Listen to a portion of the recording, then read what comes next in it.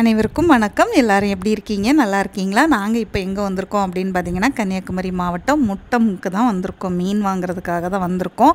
இதுதான் first time இந்த மாதிரி ஹார்பரில் வந்து மீன் பார்க்குறேன் நான். இதுக்கு முன்னாடி இந்த மாதிரிலாம் இருக்கும்னு இந்த டிஸ்ட்ரிக்டில் இருக்கிற எனக்குமே தெரியாது. ஃபஸ்ட் டைம் வந்து ஹஸ்பண்ட் கூட்டிகிட்டு வந்தாங்க.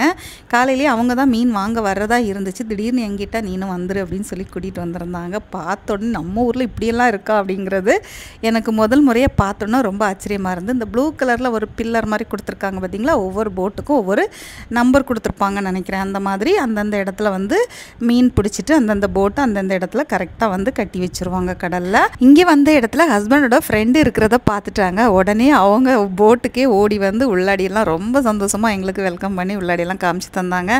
அவரை ரொம்பவே பாராட்டணும். ஏன்னு கேட்டாச்சுன்னா யாருமே அந்த மாதிரி அனுமதி தரமாட்டாங்க. அவங்க உள்ளே கூட்டிகிட்டு போய் போட்டுனா என்ன அப்படிங்கிறத முதல்ல பார்க்க வச்சது அவர் தான். எங்களுக்கு ஃபஸ்ட் டைம் அதில் ஏறும்போது கட்டி தான் வச்சுருந்தாங்க போட்டு ஓரமாக, இருந்தாலும் உள்ளுக்குள்ளாடி ஏறும்போது கொஞ்சம் பயம் போல் இருந்துச்சுது.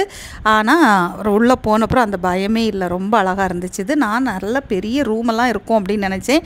அப்படியெல்லாம் இல்லை, சிம்பிளாக தான் இருந்துச்சுது. உள்ளாடி சின்ன ஒரு குட்டி ரூம் தான். நான் அதில் தான் எல்லாருமே படுக்கிறது எல்லாமே. அதை பார்த்தோன்னே ரொம்ப கஷ்டமாக இருந்து, கடலில் போய் இந்த மாதிரி கஷ்டப்படுறாங்க, கஷ்டப்பட்டு தான் இவ்வளோ மீன் கொண்டு வராங்க அப்படிங்கிறத பார்க்கும்போது.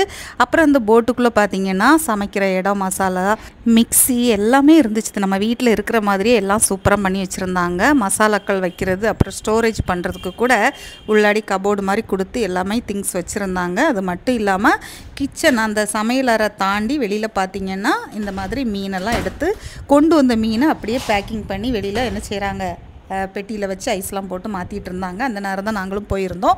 அப்புறம் வந்து பார்த்திங்கன்னா அந்த போட்டுக்குள்ளேயே ஒரு அண்டர் கிரவுண்டர் மாதிரி இந்த மாதிரி கொடுத்துருக்காங்க. இதுக்குள்ளே தான் பிடிக்கிற மீன் எல்லாத்தையுமே ஐஸ் போட்டு அப்படி ஸ்டோரேஜ் பண்ணி வச்சுருக்காங்க. ஒவ்வொரு ஃபிஷ்ஷையும் என்ன செஞ்சாங்க, பாக்ஸில் போட்டு அப்படி கயிறு கட்டி மேலே எடுத்துகிட்டு இருந்தாங்க. பார்க்குறதுக்கெலாம் ரொம்ப நல்லா இருந்துச்சு. ஆனால் உழைப்பு பயங்கரமாக இருக்குங்கிறத அங்கே போன பிறகு தான் பார்த்தோம். இந்த பாக்ஸில் என்ன மீன் இருக்குது அப்படின்னு பார்த்தீங்கன்னா நவர மீன் தான் இருக்குது, அதாவது சங்கரா மீன். சரியா, எல்லா பக்கமும் பார்த்து வீடியோ எடுக்கலான்னா முடியலை. ஹஸ்பண்டுக்கு வேலைக்கு போகிறதுக்கு ரொம்ப டைம் ஆகிடுச்சு. கொஞ்ச நேரம் அப்படின்னு பார்த்துட்டு அப்படியே கிளம்பிட்டோம்.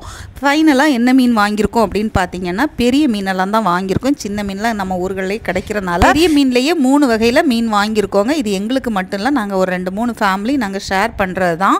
இதை கட் பண்ணிட்டு தான் ஷேர் பண்ண முடியும். அது மட்டும் இல்லாமல் என்னென்ன மீன் இதில் வாங்கியிருக்கேன்னு பார்த்துருங்க. ரெட் கலர் மீன் வந்து சிகப்பு ஸ்னாப்பர் அப்படின்னு சொன்னாங்க. நான் இந்த மீன்லாம் சாப்பிட்டது கிடையாது. பக்கத்தில் இருக்க வெள்ளை மீன் வந்து தோலன்னு சொன்னாங்க. இந்த 2 மீனுமே நான் சாப்பிட்டதில்லை.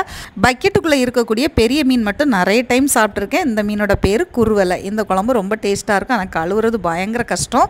இவ்வளோ மீனுமே இப்போ வாங்கிட்டு வந்துட்டோம். இனி நான் வந்து மார்க்கெட்டில் கொண்டு போய் கட் பண்ணி தான் என்ன செய்ய முடியும், வீட்டுக்கு கொண்டு வந்து ஃப்ரிட்ஜில் வைக்க முடியும். ஏன்னா எங்கள் வீட்டு ஃப்ரிட்ஜ் வந்து ஃப்ரீசர் ரொம்ப சின்னதாக இருக்கும். இவ்வளோ மீன்லாம் உள்ளே வைக்க முடியாது. அதனால் இனி மார்க்கெட்டில் போய் கட் பண்ணிட்டு வர போகிறேன். ஆனால் மீன் வாங்குறத விட கட் பண்ணுற ரேட்டு எவ்வளோன்னு தெரியலை. போய் பார்த்துட்டு அடுத்த வீடியோவில் அதையும் ஷேர் பண்ணுறேன். ஓகேவா? இதில் நீங்கள் எந்த மீன் சாப்பிட்ருக்கீங்க? எல்லா மீனும் பரவாயில்லையா? எல்லா மீனும் பார்த்தீங்கன்னா 1 கிலோ வந்து 300 ரூபா. மொத்தமாக இவ்வளோ மீன் எத்தனை கிலோ அப்படிங்கிறது கரெக்டாக தெரியலை. ஆனால் வந்து 1 கிலோ வந்து 300 ரூபா ரேட்டுக்கு. பீச்சில் வாங்கினதுனால நம்ம டவுனில் இங்கே மார்க்கெட்டில் வாங்கும்போது அதிகமாக இருக்கும்னு நினைக்கிறேன். இந்த விலைக்கு பரவாயில்லையா? உங்கள் ஊர்களெலாம் அந்த மீன் எவ்வளோ ரேட்டு அப்படிங்கிறது தெரிஞ்சவங்க மறக்காமல் கமெண்ட்டில் சொல்லுங்கள். இப்படி நீங்களும் பீச்சில் போய் மீன் வாங்கியிருக்கீங்களான்னு சொல்லுங்கள். சரி, அவ்வளோதாங்க. வீடியோ பிடிச்சி லைக் பண்ணி மறக்காமல் சேனலை சப்ஸ்கிரைப் பண்ணுங்கள்.